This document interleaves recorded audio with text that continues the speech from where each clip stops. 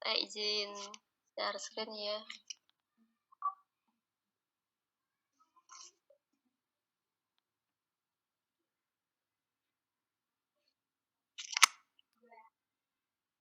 Udah muncul?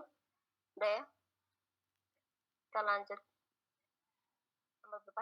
930.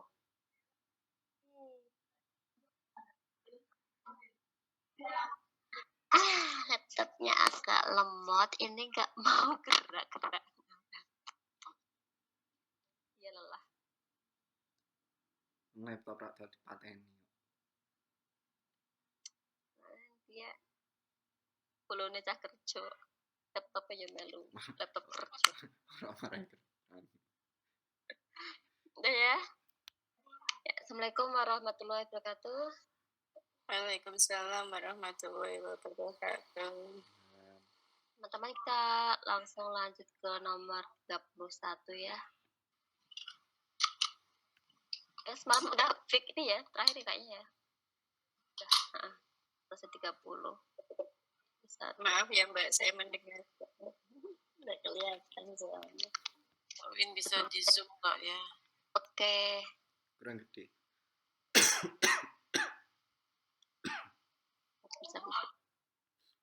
Sudah cukup?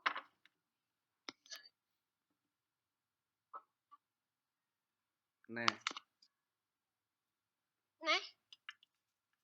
Ikutin lagi.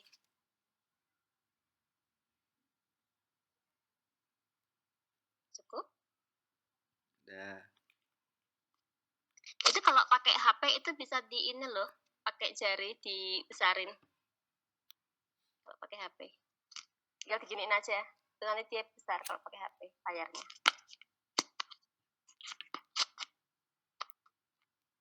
Ya. Kita ke nomor 31. Di sini ada soal. Salah satu prinsip dalam penilaian hasil belajar peserta didik adalah penilaian harus terpadu. Artinya, ini ada 4 pilihan. Belum jawab, kita ke bawah dulu ya. Ada prinsip-prinsip di sini. Prinsip-prinsip penilaian. Yang semalam itu kita sudah bentar ya, dapat muter-muter dah. Ada sahih, itu pertanyaan yang semalam kita udah bahas. Sahih itu valid, objektif. Kalau objektif jelas ya, tidak terpengaruh dengan subjektivitas nilai. Adil juga jelas. Di sini terpadu. Terpadu itu penting, merupakan salah satu komponen yang tak terpisahkan dari kegiatan pembelajaran. Terus terbuka di sini prosedur penilaian dan kriteria penilaian harus terbuka, jelas, dan dapat diketahui oleh siapapun. Yang keenam ada prinsip menyeluruh dan berkesinambungan.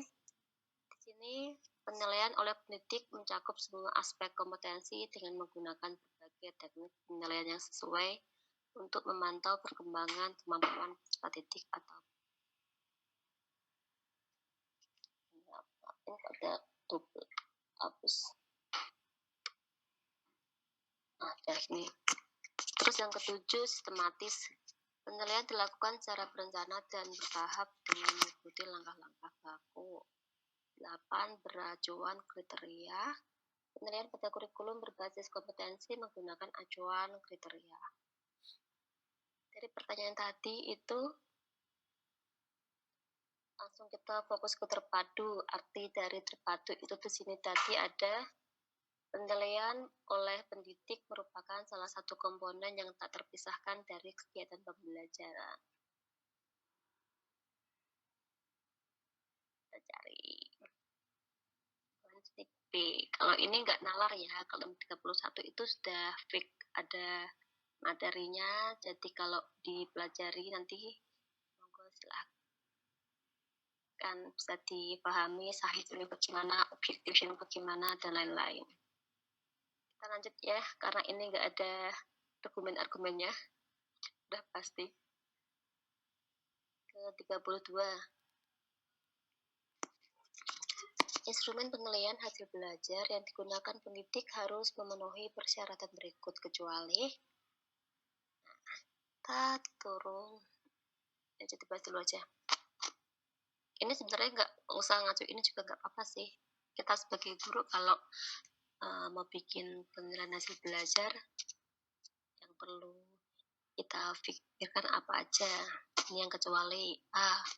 Konstruktif butir soal memenuhi persyaratan yang sesuai dengan bentuk tes yang digunakan. B. Substansi yang diukur mempresentasikan kompetensi yang dinilai. C. Bahasa yang digunakan komunikatif.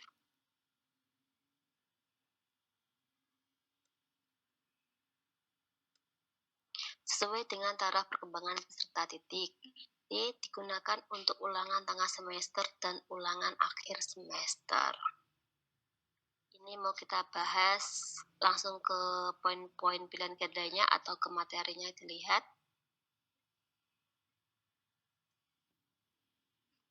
Teman-teman? Kakak? Materinya. Materinya. Di sini ada teknik dan instrumen penilaian. Saya masukin di sini tekniknya ada penilaian hasil belajar oleh pendidik menggunakan teknik bla bla bla bla. Tekniknya nanti bisa dibaca-baca, udah aku tambahkan di sini. Terus untuk instrumen penilaian hasil belajar yang digunakan pendidik, persyaratannya ini ada 3, ada substansi, konstruksi, dan bahasa. Instrumen penilaian itu ada 3 ya, ada 3 instrumen. Jadi ini aku pisahin ini, aku pisahin aja.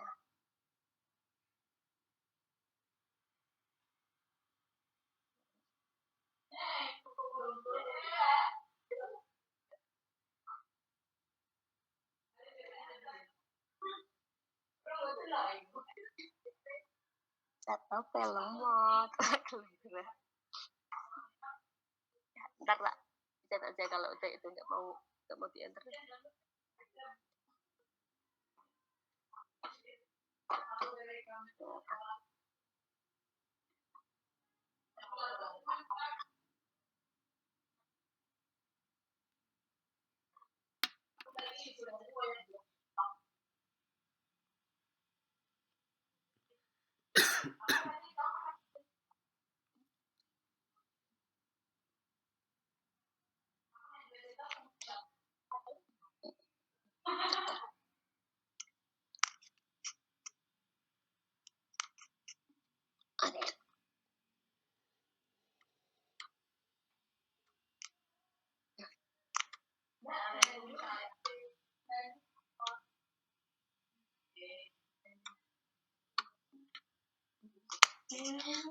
Yuk.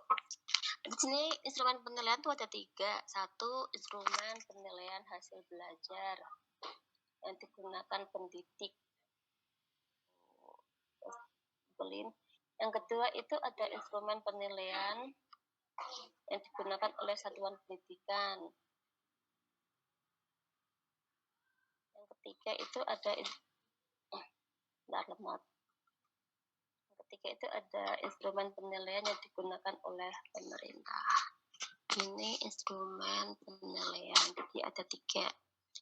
Di soal tadi, instrumen penilaian hasil belajar yang digunakan oleh pendidik memenuhi persyaratan berikut kecuali. Nah, tadi sudah disebutkan di sini instrumennya ada 3. Ini ya.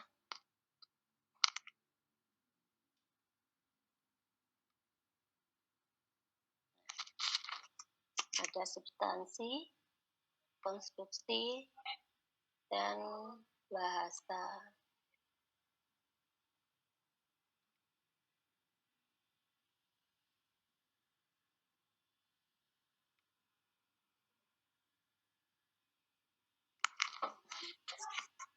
Ini juga nggak penalaran ya, nomor 32 ini sudah pasti jawabannya. Yang A, konstruksi yang B substansi, yang C bahasa. Berarti yang nggak ada di sini yang kecuali itu adalah yang D, digunakan untuk ulangan tengah semester dan ulangan akhir semester. 132 udah jelas ya? Kita nggak ada argumen, jadi udah ada jawaban pastinya di materi ini. Ini bentuk-bentuk instrumen penilaian. Nah, lanjut. Atau ke materi ini, diblek-blek. Berarti materi ini harus kita hafal, Mbak ya? Kalau nggak dihafal ya silahkan dipahami aja. Instrumen penilaian ada 3, dari pendidik, terus sekolah, pemerintah. Pendidik itu ada 3, substansi, konstruksi, sama bahasa. Nanti kalau ada pertanyaan yang jawabannya selain itu ya berarti salah. Kalau yang pendidikan satuan itu ujian sekolah kayak gitu-gitu. Dibaca cuma diingat-ingat, dipahami aja, nggak harus dihafalkan. Kalau teknik-tekniknya, kemarin dia yang keluar teknik gak ya? Tapi ini tak masukin aja sih, barangkali mau dipelajari, kalau enggak ya apa. Kayak teknik penilaian sih, kalau aku nggak ada yang keluar kemarin.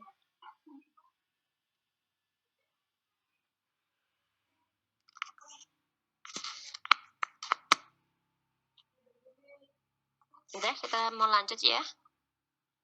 Karena jawabannya sudah jelas di materi.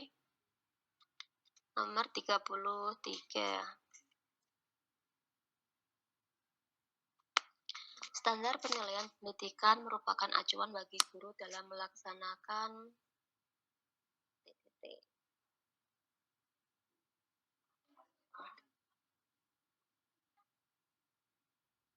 Di sini ada penilaian hasil belajar. Aku nggak langsung ke sini dulu, kita langsung ke sini aja. Apa itu standar penilaian pendidikan? Nah, di sini ada pengertiannya. Kriteria mengenai lingkup tujuan, manfaat, prinsip, mekanisme, prosedur, dan instrumen penilaian hasil belajar peserta didik yang digunakan sebagai dasar dalam penilaian hasil belajar peserta didik pada pendidikan dasar dan pendidikan menengah. Ini di plan ini kayak penilaian proses pembelajaran yang dilakukan guru enggak, silabus RPP juga enggak, standar komunisme enggak. Ini yang di sini acuan dalam ada hasil belajar peserta.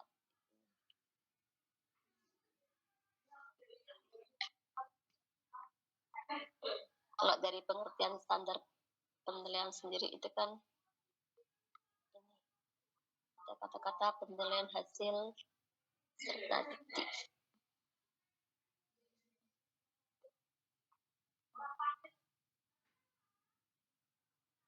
Jadi ini juga bukan penalaran ya, kalau ini sudah jelas di pengertian standar penilaian.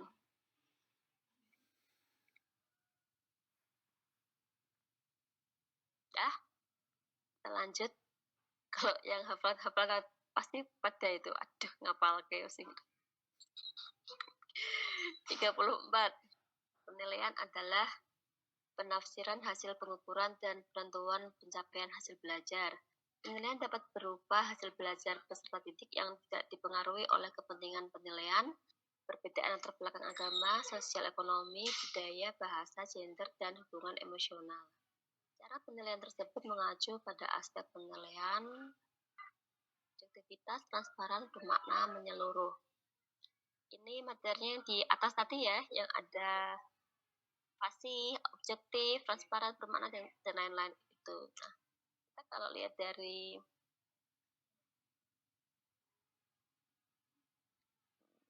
nih, tidak dipengaruhi oleh kepentingan bla bla bla bla, di sini kata kuncinya.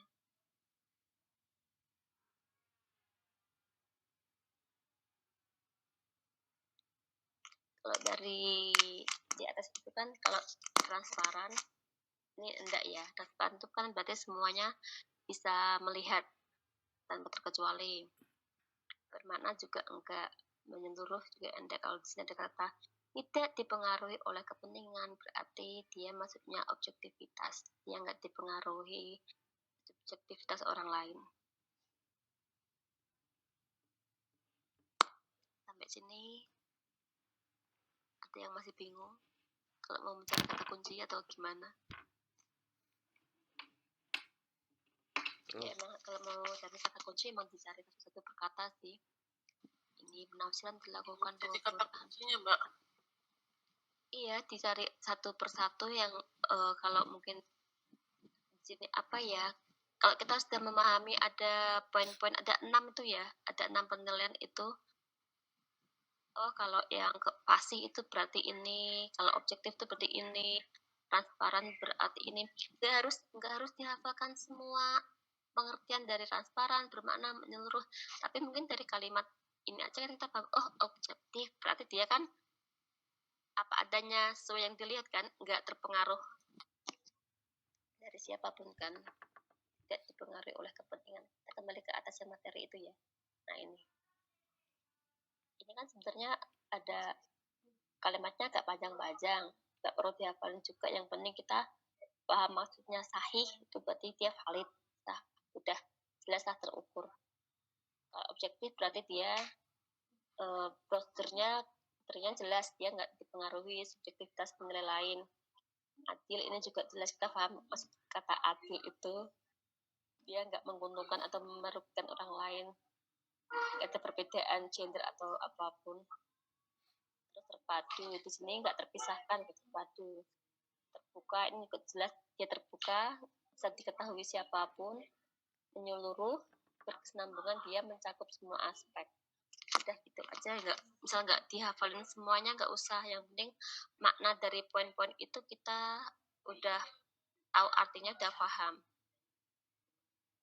Kalau di sini ada kata tidak dipengaruhi, berarti dia masuknya ke objektivitas. Atau mungkin ada yang punya jawaban lain, silahkan diutarakan, nggak apa-apa, kita bahas bareng. Karena kan aku juga nggak tahu jawaban yang bener kan, kita kan cuma sekedar diskusi, ini kan cuma pendapat saya. Kalau saya setuju mungkin dengan pendapat Mbak Windy, karena itu kan tidak, ya kalau saya setuju itu tuh isinya objektivitas, Mbak. Ya udah ya, ini karena itu kan tidak dipengaruhi oleh ini sebenarnya ada pengecoh ya di sini, ada pengecohnya kayak sosial ekonomi, budaya, bahasa gender. Nanti di bagian penilaian lain itu ada ini nanti. Bentar, teman-teman.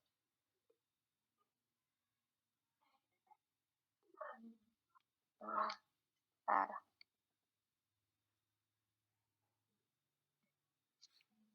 Nah, ini adil ya, adil itu ada kata-kata penilaian tidak menguntungkan atau merugikan peserta didik karena perbedaan latar belakang agama, suku, budaya, adat. Ini kan adil kan, ada kalimat kayak gender, status sosial kayak gitu-gitu. Tapi di bagian soal tadi itu tidak dipengaruhi oleh kepentingan penilai, perbedaan latar. Jadi bukan masalah diuntungkan atau dirugikan, tapi lebih kepada pengaruh dari ini, pengaruh dari agama, sosial, budaya, gender, dan lain-lain. Kalau ini tadi ada pengecohnya, dan untungnya jawabannya di sini kan nggak ada pilihan adil. Kalau ada pilihan adil lagi akan tambah bingung gitu. Sampai sini mungkin bisa dipahami ya. Kita lanjut ke nomor 35. Upaya merancang pengayaan bagi peserta didik yang mencapai ketuntasan belajar optimal tampak dalam kegiatan guru sebagai berikut.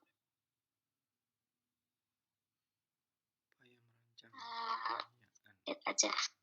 Memberikan tambahan materi berupa sumber ajar dari pengarang yang berbeda. Ini jelas enggak ya? Biasanya kalau pengayaan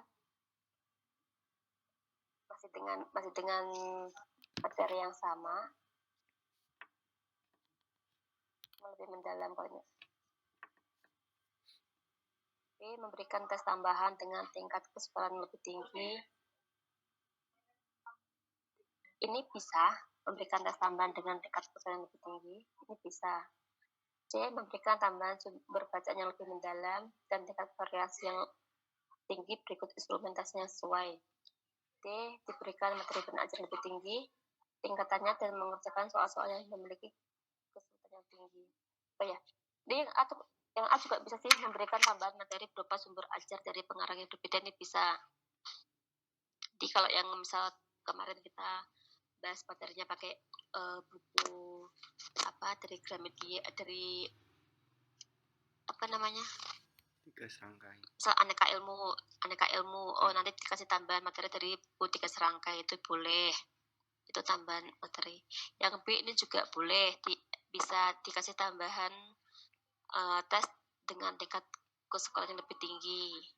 Ini dia juga bisa. Cuman yang di sini yang paling lengkap saya lihat itu yang di sini, memberikan tambahan sumber bacaan yang lebih mendalam dan tingkat variasi yang lebih tinggi berikut instrumennya tesnya yang sesuai. Jadi selain dari materi, terus tingkat kesulitan soal, itu instrumennya juga disesuaikan. Jadi lebih lengkap. Saya pilih yang paling lengkap di sini. Di sini opsinya banyak pengecoh ya, Mbak ya? Ya, ini kan sebenarnya benar semua. Ya, ini kan benar semua kan. Cuma kita pilih yang paling lengkap. Kalau ada yang lebih lengkap ya udah pilih yang lebih lengkap aja. Kenapa enggak yang D? Ini sama dengan yang C. Cuma yang C itu ada tambahan itu instrumentasinya sesuai. Ini bisa aja. Oh. Yang D. Tapi kalau instrumentasinya nggak sesuai, kalau yang C, kalau yang C ini kan udah diperjelas dengan instrumen tes yang sesuai. Oh, iya. Jatuhnya C ini lebih lengkap gitu ya. Karena instrumennya sudah disesuaikan dengan materi dan tingkat kesulitannya itu. Kalau yang D itu mungkin materinya lebih tinggi, soal-soalnya lebih tinggi, lebih sulit. Tapi instrumentasinya itu sesuai dengan materi sama kesulitan itu apa enggak? Kalau enggak kan ya sama aja kan, anggar sak setengah guru untuk materi dari mana-mana lah.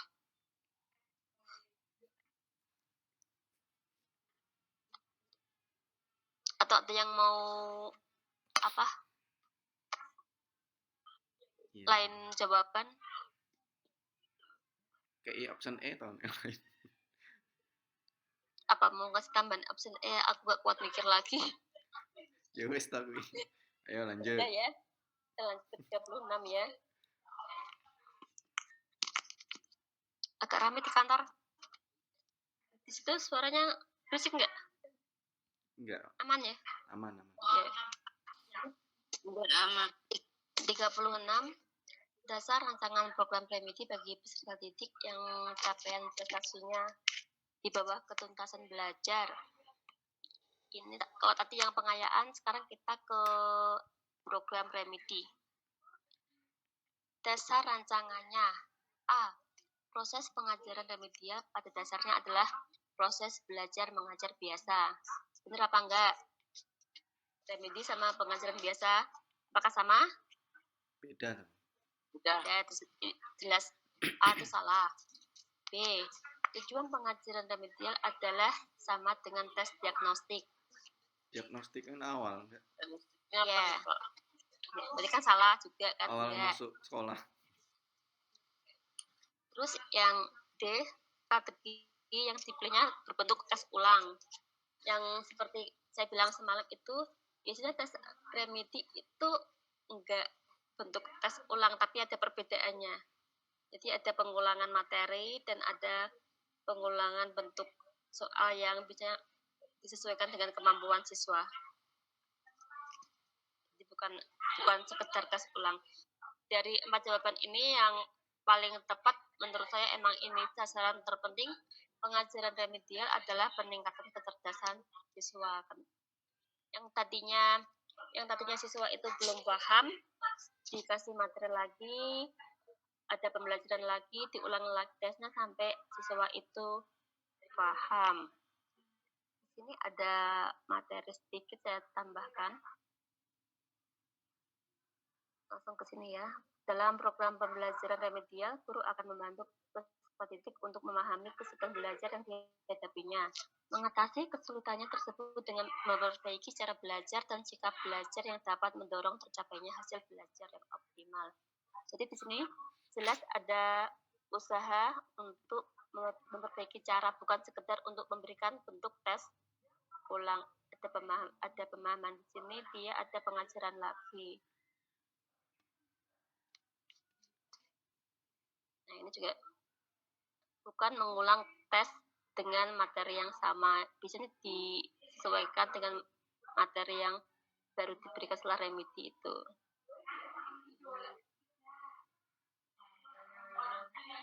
Untuk program remedi itu diadakan biasanya siswa itu diyakini mampu mempelajari apapun.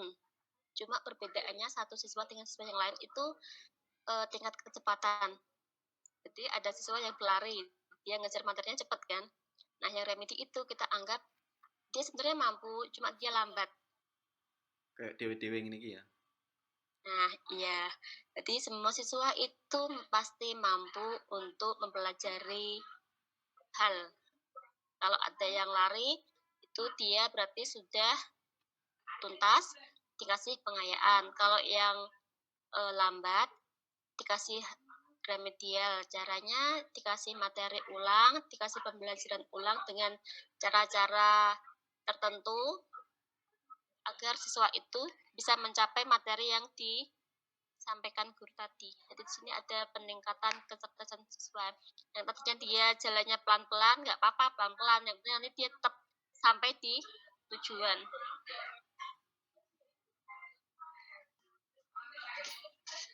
Makin ramai. Sampai sini mungkin ada yang bingung tentang program remedial atau sudah jelas atau kalimat saya bulat-bulat? Enggak, jelas. Itu yang tes diagnostik coba dibaca. Iya sama, ini aku tambahkan barangkali nggak ada yang tahu tes diagnosis itu yang bagaimana, aku pas catatan tes diagnosis itu tes sebelum pelaksanaan pembelajaran, tes di awal sebelum dimulai pembelajaran kita kasih tes. Kalau aku nyebutnya pretest sih.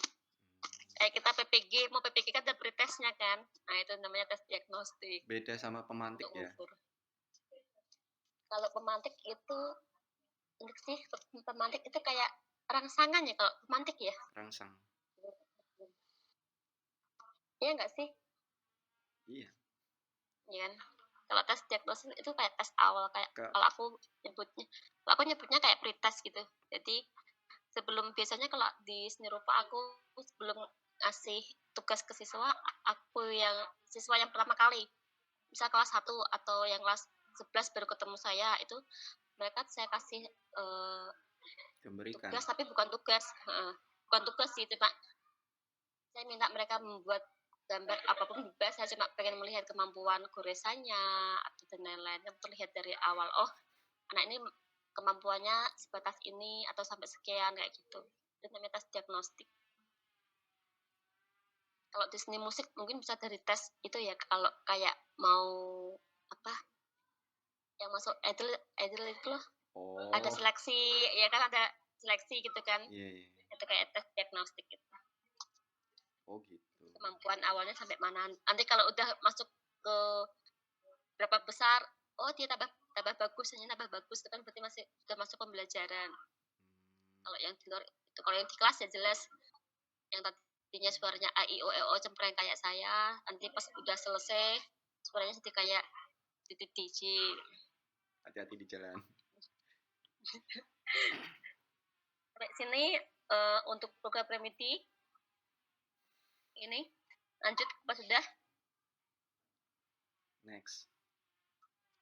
Udah ya, lanjut ke 37 ya. Yes. Yuk.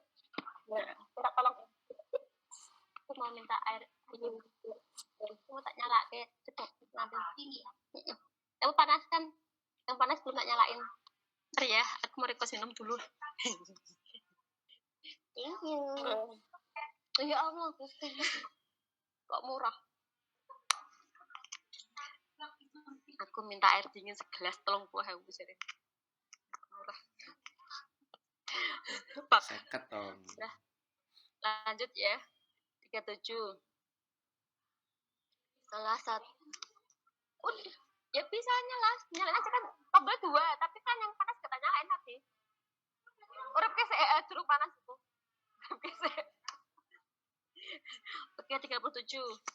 Salah satu prinsip merancang program remedial bagi peserta didik tamak dalam kegiatan guru. A. Yuk, kita fokus ke sini. Membuat rancangan pembelajaran khusus untuk siswa peserta remedial. B. Menggunakan rancangan pembelajaran yang telah dibuat dengan memperhatikan hasil temuan analisis evaluasi belajar siswa. C. Menggunakan rancangan pembelajaran baru yang berbeda sama sekali dengan rancangan yang ada. D. Rancang tes ulang saja tanpa ada pengulangan penjelasan materi. Ini tadi udah tak jelasin semua ya? Udah. Berarti udah. Ini ada yang jelas enggak? Yang di dari bawah. Rancang tes ini saja, nggak ada pengulangan materi. Jelas enggak? Karena tadi saya sampaikan tes remedial itu yang idealnya ya ada pengulangan materi baru dikasih tes remedi, tes ulang. Yang C, ini pembelajaran baru yang berbeda sama sekali dengan rencana yang ada. Ini murah sekali. Yang D ini juga enggak ya, karena biasanya kalau ini bisa untuk yang pengayaan, tapi kalau untuk yang remedi nggak bisa, karena yang materi kemarin aja belum tercapai, masa diganti yang berbeda sama sekali yang baru. Itu jelas enggak.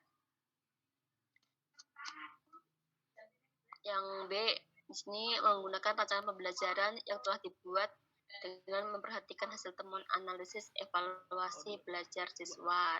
Nah, di sini analisis evaluasi, dari 20 soal mungkin di situ ada 5 nomor. Nomor 1, nomor 5, nomor 9, nomor 12, nomor 17. Itu jawaban siswa kebanyakan itu pada salah, nggak bisa menjawab di materi-materi KT tertentu. Nah, itu kita evaluasi, berarti mereka lemah di bagian materi KT itu, di 5 soal yang banyak salahnya.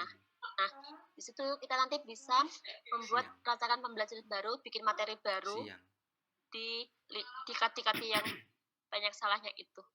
Itu berarti dia hasil temuan analisis evaluasi belajar. Kalau kita lakukan analisis nilai kan kita jelas terlihat di soal. Oh, anak gak terjawab di bagian soal nomor ini. Nomor ini KT-nya tentang ini. Berarti dia belum menguasai KT ini saja ya. Kita ulang di KT itu, nggak harus KT semuanya. Kayak ini mungkin kalau dievaluasi kemarin pas UP, lemahnya di soal-soal bagian apa? Di bagian pedagogik. Di bagian model pembelajaran. Di bagian ini ya. Kita gencer di bagian model pembelajaran, di bagian remedial dan lain-lain. Itu yang kita ulang materinya. Itu berarti menurut teman analisis evaluasi belajar. Sampai sini? Ada yang tanyakan? Ada yang bingung atau tambah bingung setelah saya ngomong? Enggak toh, paham toh. Udah, yang lainnya? Kak Riri, Jun, udah. Kak Debbie? Kak Debbie, Kak Oli? Makin kesini makin mumet. Enggak, maksudnya itu Aduh. Bu Debbie, kalau kita mau lihat remedi anak-anak itu kan kita harus kayak ada analisis gitu, kita buat lembaran analisis itu loh. Pernah buat nggak? Kasih, Pak.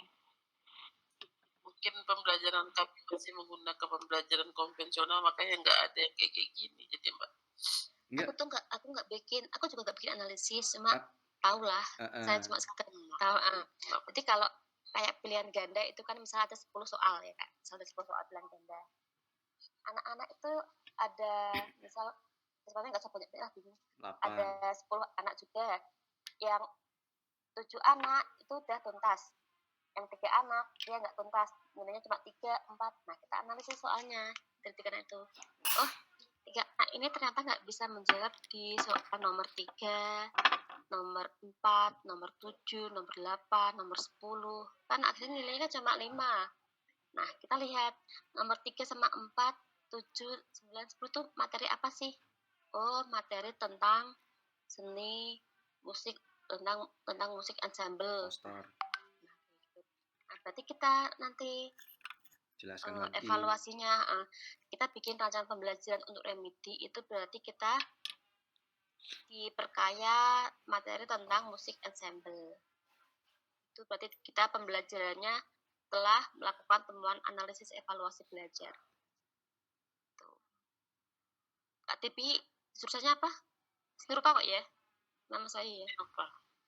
Nah, jadi kalau misal dari 3 anak itu mereka nggak bisa mengerjakan soal-soal di materi KD tentang seni rupa 3 dimensi, ya udah nanti kita membuat rancangan pembelajaran remedinya tentang materi seni rupa 3 dimensi.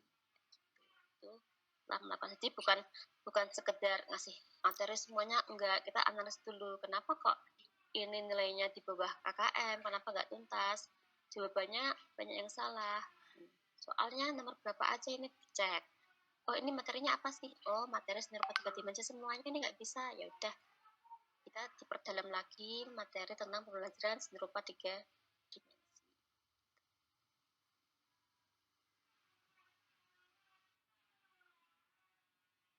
Mungkin sampai sini masih bingung yang bagian mana?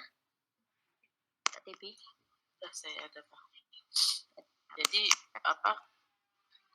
berarti intinya kita tuh melakukan temuan lah ya dari hasil penilaian kita itu. Yang ideal begitu, cuma kan kebanyakan orang melakukan remedi itu malpraktek yang saya bilang kemarin. Oh, ada kelas 3 ini yang nggak tuntas, ada 5 orang. Udah, yuk besok remedinya apa? Ngerjain soalnya kemarin. Udah kan gitu. Ya, kalau nah, ya kan? ada yang ngumpulkan kotak gitu, sampah gitu loh. Terus kalau itu sama juga. Terus, Bu, remedinya apa? Udah, beli buku tentang seni rupa 2 dimensi, dikumpulin. Nah, itu juga malpraktek. Mereka kan akhirnya nggak mencapai materi yang tujuan di pembelajaran itu. Orang dibayar disuap dengan buku paket kan. Itu malpraktek. Apa sapu? Oh ya. Tapi mungkin pada kenyataannya kami itu, saya ini nih ya di SMP anak itu remedi ya sudah biarin aja gitu. Iya, itu malpraktek kalau saya nyebutnya, karena apa ya? Sekedar menggugurkan kewajiban remedinya gugur gitu kan. Padahal itu kan sebenarnya ada prinsip-prinsip yang harus ada aturannya lah. Ada aturannya. Oh, cara bikin remedi itu berarti ada dianalisis dulu dia lemahnya di bagian materi apa, di KD apa. Nah, itu nanti kalau udah ketemu kelemahannya, oh kita membuat rancangan pembelajaran ulang di KD-KD yang mereka belum paham. Ketika kita sudah memberikan tambahan pelajaran itu, baru kita bikin soal tes sesuai dengan tingkat kesukaran dan indikator materi yang ditambahkan tadi. Jadi bukan asal remedi ini memang dilaksanakan ya Mbak, cuman yang kenyataan kami enggak melaksanakan. Saya juga enggak kok, Bu. saya juga cuma tahu teorinya, kalau saya prakteknya enggak kayak gitu. Kalau yang seni rupa mungkin ngumpulkan kanvas gitu kan. Enggak, aku cuma bilangin, aku remedinya apa? Udah, tugas-tugasmu yang kemarin dilengkapi aja, udah. Aku yang ini tugasmu lengkap, udah tuntas aku. Saya cuma ngoyak tugas aja. Oh, jajan bakso. cuma menggugurkan kewajiban remedi. Apa nek kok kese omahe ngono. Berarti ini ada materinya Mbak ya, prinsip-prinsipnya memang sudah ada ya.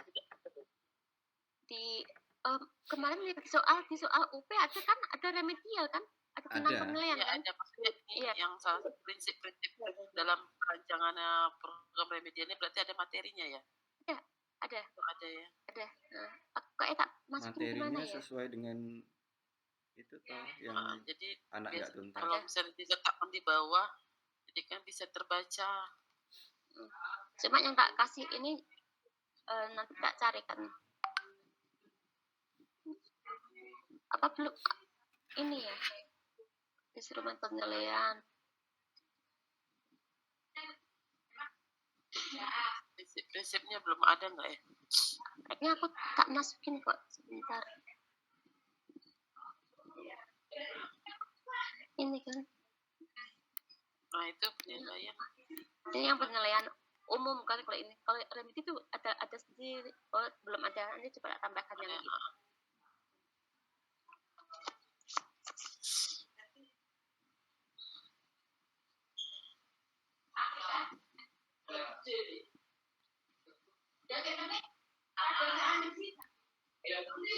Banyak-banyak ya materinya Mbak ya. Iya. Aku belajar ini juga baru loh, Mbak. Aku pas ketika ngumpul ini kan aku juga baca. Mungkin kita bacanya bareng ya. Jadi aku cuma kopi masukin. Enggak kan, itu kan butuh waktu banyak kan. Oh, udah terkumpul, udah istirahat bikin kerjaan yang lain. Saya bacanya juga bareng ini. Saya baca soalnya ya pas ini. Kerjaan bareng-bareng. Bahas yang biru-biru ini. Kalau Baru kayak aku gini soalnya memang pantas aja nggak lulus. Terus sekarang Tapi habis ini habis ini insya Allah lulus. penjelasan. Kayaknya habis ini sudah mulai lulus. udah mulai ada pencerahan. Nah, ini langsung ke nomor berapa tadi? Ini ya 39 ya. Ya 39. Penilaian hasil belajar siswa didasarkan pada karya siswa dan tugas siswa. Kemampuan dalam proses pembelajaran dan hasil post-test disebut. Nah,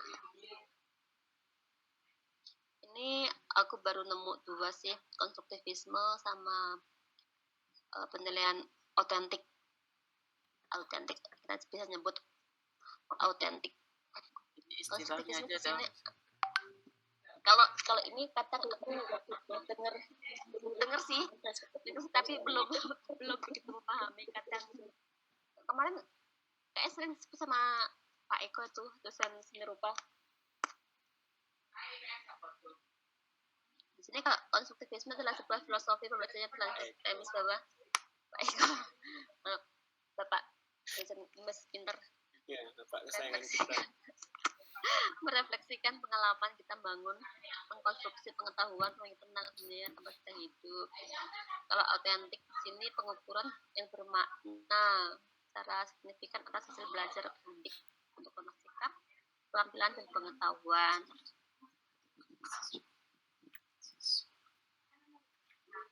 Di sini kata kuncinya apa Mbak? Aku di sini kalau ini kok kayak nggak nyambung ya, nggak tak pilih. Efektif kok, dari ini efektif kok apa kayak nggak nyambung sama ini ya, nggak tak pilih. Kondusif juga nggak nyambung, nggak tak pilih. Ya udah aku pilih ini aja, authentic assessment. Ada kata-kata assessment ini kan penilaian kan. Mbak contohnya Mbak. Nah ini aku ambil dari ini aja aku. Aslinya penilaian. Nah yang ditanyakan tentang penilaian hasil belajar ya udah aku ambilnya di situ, karena yang lain kayak nggak nyambung itu. Nggak nyambung itu. Oke. Kita lanjut ke ini ya, ke 40 ya. Di bawah ini beberapa hal yang perlu diperhatikan dalam melakukan asesmen hasil belajar peserta didik, kecuali ya ditujukan untuk mengukur pencapaian kompetensi. Menggunakan acuan kriteria berdasarkan saya aku minum dulu ya. Ini dulu Mbak.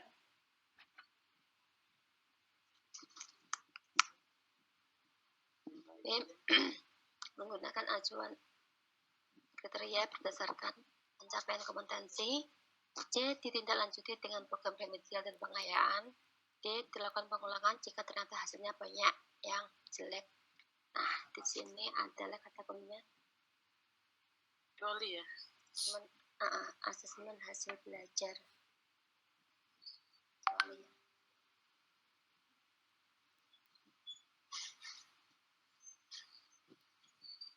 Yang nggak dipakai ini. Tujukan untuk mengukur pencapaian kompetensi. Iya, Banda. Iya toh. Iya. Asesmen hasil, ya. B. Menggunakan acuan kriteria berdasarkan pencapaian kompetensi. Ada acuan kriterianya enggak? Yes. Ada. Ya. C. Ditindaklanjuti dengan program remedial dan pengayaan. Ya No. enggak? Yes. Iya.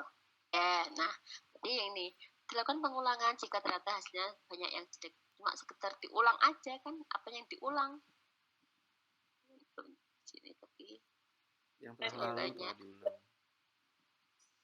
Soal diulang itu kan nggak sesuai dengan itu, nggak sesuai dengan asesmen hasil belajar. Karena langkahnya harus tadi misal dilihat hasilnya, kalau udah dilihat hasilnya dia analisis, terus nanti bikin program perbaikan materinya itu, baru disesuaikan dengan soal-soal dan indikatornya. Kalau yang ini kan cuma sekedar dilakukan pengulangan, kosok cuma ulang soal yang sama, nggak ada perbaikan apapun. Sakar Ini gurune. berapa puluh? Berapa gurune? 40 sudah ya, kita ke 41. Next. Program pembelajaran remedial hendaknya memungkinkan siswa didik untuk belajar sesuai dengan kecepatan, kesempatan, dan gaya belajar masing-masing. Pembelajaran remedial harus mengakomodasi perbedaan individual peserta didik.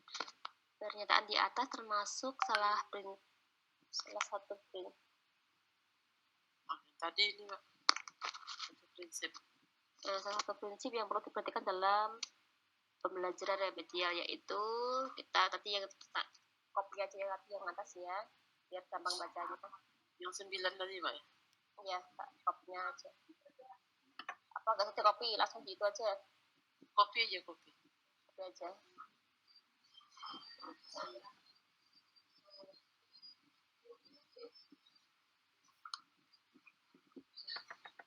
Tak ning mburi sik sebentar.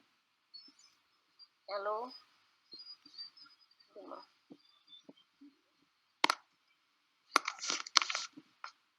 40 ya? 41 ya? 41.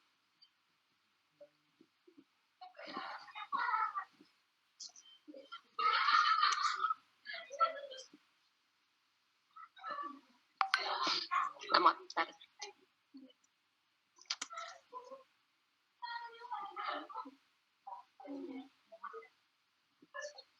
Sari objektif. Adil. Nah, soalnya tadi Prinsip. Pembelajaran harus mengakomodasi perbedaan individu peserta didiknya.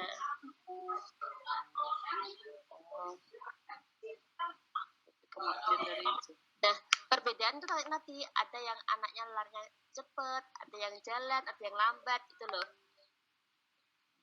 Kan semua siswa itu pasti bisa mempelajari sesuatu. Perbedaannya adalah kecepatannya.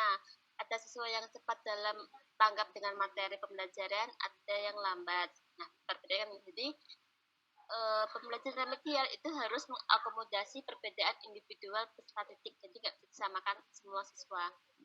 Nah, ini berarti prinsip yang mana? Kita lihat fleksibilitas.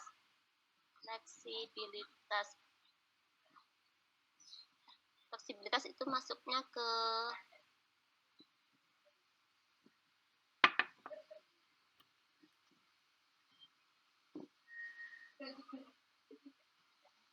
di sini ya.